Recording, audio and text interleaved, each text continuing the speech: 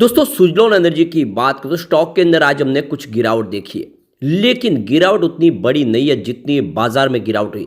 आज बाजार में तो त्राहिम त्राहिम मचा। आप देख ही सकते हो कि सुबह सुबह ही 1100 पॉइंट की भारी गिरावट के साथ बाजार ने जो शुरुआत की वो क्लोजिंग 1700 पॉइंट के आसपास रही है। भारी भरकम गिरावट। और आप देख सकते हो इसके पीछे कुछ बड़े रीजन हुए हैं। तो ये सारे रीजन क्या है उसको समझने की कोशिश करेंगे। और क्या इस समय हमें सुजलॉन में इस गिरावट का फ़ायदा उठा के इन्वेस्टमेंट करना चाहिए या फिर एक बार बाजार से प्रॉफिट बुक करके निकल जाए। तो आगे की क्या रणनीति होगी उसको समझने की कोशिश करेंगे। इसके अलावा सुजलॉन एनर्जी का क्या फ्यूचर हो सकता है। वैसे तो सुजलॉन एनर्जी ने बहुत कुछ अचीव कर लिया है। सुजलॉन एनर्जी जो एक स्मॉल कैप होता था, एक पेनी स्टॉक की श्रेणी में आता था, वो अब एक मिड कैप कंपनी बन चुका है। और आने वाले समय यानी फरवरी महीने से मिड कैप इंडेक्स के अंदर ये ट्रेड होना शुरू हो जाएगा। इसके अलावा एमएससीआई इंडेक्स का हिस्सा बन चुका है, पावर इंडेक्स का हिस्सा बन चुका है। ये बहुत बड़ा अचीवमेंट है सुजलॉन के लिए। तो क्या सुजलॉन आने वाले समय एक बड़ा मल्टीबैगर बनने को तैयार है, जानने की कोशिश करेंगे इस वीडियो के माध्यम से। लेकिन फ्रेंड उससे पहले अगर आप पहली बार हमारे चैनल पे आए तो चैनल को सब्सक्राइब कर दीजिए, एक बेल आइकॉन दबा दीजिए ताकि जब भी नया वीडियो बने पहला नोटिफिकेशन आपको मिले। वीडियो पसंद आए तो लाइक शेयर जरूर कीजिए। चलो फ्रेंड्स वीडियो स्टार्ट करते हैं। मैं हूँ आपका दोस्त एसबी दवे और हमारे अपने चैनल ऑनलाइन कमाई में आपका बहुत बहुत स्वागत है। तो सबसे पहले बीएसई सेंसेक्स की बात कर लेते हैं। तो आज 71,500 के स्तर पे क्लोजिंग दी है। आप देख ही सकते हो कि 73,000 से सीधा फिर से 71,500 पर आ चुका है। यानी भारी भरकम गिरावट देखने को मिली है।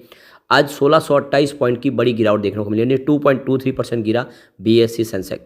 तो बहुत ही ज़बरदस्त गिरावट हुई है। और इस गिरावट के हिसाब से देखें तो निफ्टी एनर्जी में गिरावट थोड़ी कम थी। 34,853 के स्तर पे 331 पॉइंट की गिरावट थी, यानी 0.94% की गिरावट थी निफ्टी एनर्जी में। तो देख सकते हो कि आज एनर्जी सेक्टर उतना नहीं गिरा, ज़्यादा करके जो गिरावट हुई बैंकिंग शेयरों में और फाइनेंशियल सेक्टर में हुई है। तो जो लगातार बड़ी भारी गिरावट उसके पीछे एक तो जो सबसे बड़ा रीजन बना वो पाकिस्तान के वजह से बना है। ईरान ने पाकिस्तान के ऊपर एयर स्ट्राइक कर दी है। बलूचिस्तान में उन्होंने आतंकवादी संगठन जैश अल बदल के ऊपर एयर स्ट्राइक की। और देख सकते हो कि यहाँ पे अब पूरा मामला बिगड़ता हुआ दिखाई दे रहा है। पाकिस्तान ने अपने उन्होंने सामने एक बहुत ज़बरदस्त यहाँ पे रिएक्ट किया है। उन्होंने आप देख सकते हो उनका जो उच्चायुक्त थे उसको वापस बुला लिया ईरान से। इसके अलावा देखें तो उन्होंने गंभीर परिणाम भुगतने की धमकी दे दी है ईरान को, जिससे लग रहा है कि हो सकता है कि हमारे क्षेत्र में भी मामला बिगड़े। जैसा कि ऑलरेडी देखें तो रसिया यूक्रेन का युद्ध चल रहा है, दूसरी तरफ इजराइल और फिलिस्तीन का युद्ध चल रहा है, और कहीं ये नया ईरान पाकिस्तान शुरू ना हो जाए। इस सब पूरा मामले ने एक माहौल बिगाड़ दिया। दूसरी तरफ देखें तो जो ग्लोबल संकेत है वो भी निगेटिव थे। और यूएस फेड के जो सदस्य है क्रिस्टोफर वॉलर, उन्होंने कहा है कि अभी कटौती की जो दर है उसको और कम करने में वक्त लगेगा, अभी फिलहाल और दरों में कटौती नहीं होगी। इससे अमेरिकी बाजार में गिरावट देखने को मिली, ज़्यादातर एशियाई बाजार में भी इसका असर देखने को मिला। और सबसे बड़ी बात है कि एचडीएफसी बैंक में भारी भरकम गिरावट हुई। और एचडीएफसी बैंक ने जो नतीजे दिखाए वो बाजार को पसंद नहीं आया। और उसके बाद में एचडीएफसी बैंक जो 8% गिरा, और ये तो निफ्टी के अंदर एक बड़ा वेटेज लेके चलता, तो उसी वजह से बाजार को गिरावट देखने को मिली। एचडीएफसी बैंक के पीछे पीछे Axis Bank, SBI, Bajaj Finance, ICICI Bank, बड़े बड़े धुरंधर धराशायी हुए और फिर देखो भारी गिरावट देखने को मिली। और दूसरी तरफ देखें तो यह प्रॉफिट बुकिंग का मामला बना। पिछले कई दिनों से बाजार में शानदार तेजी बनी, बाजार ऑल टाइम हाई पे आए। आप देखो कि सेंसेक्स पहली बार 73,427 के अंक पर पहुंच गया था मंगलवार के दिन। और ऐसे में अगर आप देखें तो जो भारी भरकम बाजार में जो प्रॉफिट मिल रही थी, लोगों ने प्रॉफिट बुक करने का माहौल बनाया और आप देख सकते हो कि इससे प्रॉफिट बुकिंग आई। दूसरी तरफ देखें तो डॉलर के अंदर तेजी का वातावरण बना हुआ है। डॉलर लगातार मजबूती से आगे बढ़ा, रुपया कमज़ोर हो रहा है और ये इकोनॉमी के लिए अच्छी बात नहीं है। तो जब भी डॉलर इंडेक्स बढ़ता है तो कच्चा तेल और अन्य वस्तु है वो महंगी हो जाती है, इससे हमारे आयात में लागत बढ़ जाएगी, इसका असर भी देखने को मिला। तो ये रीज़न सब बने जिसकी वजह से आज बाजार में गिरावट हुई। एक दूसरी और प्रॉब्लम शुरू हो रही है, एक डिजीज़ जो एक नया एक्स डिजीज़ का जो बीमारी आने की संभावना बन रही है कि ये कोरोना से भी 20 गुना ज़्यादा खतरनाक हो सकती है। और डब्ल्यूएचओ ने इस बीमारी को लेकर चिंता जाहिर की है। जो दावोस में मीटिंग हो रही है उसमें ये बातचीत को रखा गया है कि यह आने वाले समय में बहुत बड़ी नुकसानदेह हो सकती है। एक बार हम कोरोना झेल चुके, ये सारी बातों ने भी बाजार का सेंटीमेंट बिगाड़ा है। अब सुजलॉन एनर्जी की बात करें, स्टॉक की शुरुआत हुई -41.50 पर, क्लोजिंग थी कल की 42.05 की। तो देख ही सकते हो कि जिस तरह बाजार बहुत भारी गिरावट के साथ शुरुआत, सभी स्टॉक में निगेटिव ही शुरुआत हुई थी, लेकिन इसने 42.65 का इंट्राडे में हाई भी बनाया।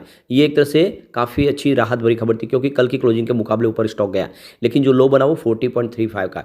और निचले लेवल से कुछ रिकवरी भी देखने को मिली। अंत में 41 के आसपास क्लोजिंग रही, जहाँ पे 2.50% की गिरावट देखने को मिली, 2.5% के आसपास की गिरावट है। तो बड़ी गिरावट नहीं है, लोअर सर्किट नहीं लगा, ये बड़ी बात है। इसका मतलब है कि सुजलॉन में इस लेवल पे खरीदारी हो रही है, यानी जैसे डीप में मेरे लोग खरीदारी कर रहे हैं। अब आप देखिए तो इंट्राडे का लो 40 का, लेकिन हाई 42.65 का, 52 वीक का लो रेंज 6.95 का और हाई 45.70 का, जो इसने रिसेंटली बनाए अब 2 दिन पहले। अब आप देख सकते हो कि बिल्कुल उस लेवल से थोड़ा सा प्रॉफिट बुकिंग से स्टॉक नीचे आए, लेकिन निचले लेवल से 40 से लोगों ने फिर खरीदारी की है।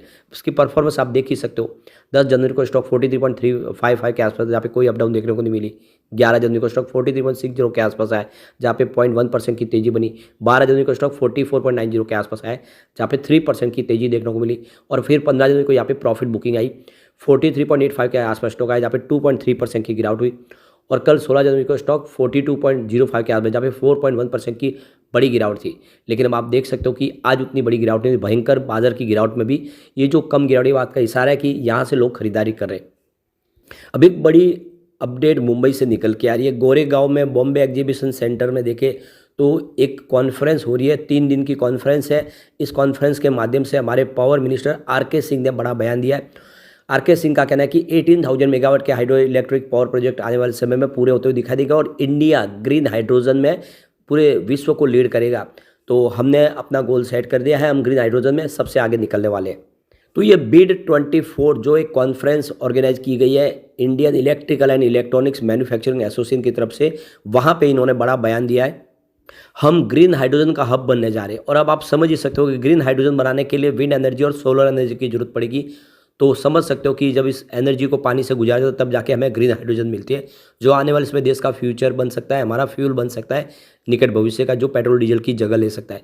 और इसके लिए आने वाले समय इस सेक्टर में सरकार बहुत सारी संभावना तलाश रही है और बहुत सारा इन्वेस्टमेंट लाने की कोशिश शुरू हो चुकी है। ऐसे में आप समझ ही सकते हो कि सुजलॉन जो विंड एनर्जी सेक्टर की नंबर 1 कंपनी है, इंडिया की सबसे बड़ी कंपनी है, इसके पास बहुत सारा अनुभव है, एक मजबूत टीम है, जिससे लगातार जो बड़े जितने भी इन्वेस्टर है जो इस सेक्टर में आ रहे हैं, जो कॉर्पोरेट हाउस जो विंड एनर्जी सेक्टर में निवेश कर रहे हैं, वो सुजलॉन के साथ में बिजनेस टाइप करें। और 2016 से कंपनी सोलर प्रोजेक्ट भी बनाने लगी है। ऐसे में आप सुजलॉन के लिए बहुत सारी अपॉर्चुनिटी है आने वाले, इसमें सुजलॉन आपको ज़बरदस्त रिटर्न दे सकता है अगर आप लॉन्ग टर्म का नजरिया लेकर निवेश करें तो। आप कुछ बड़ी डील की तरफ चलते हैं, जिसकी वजह से थोड़ा सा माहौल पॉजिटिव बना।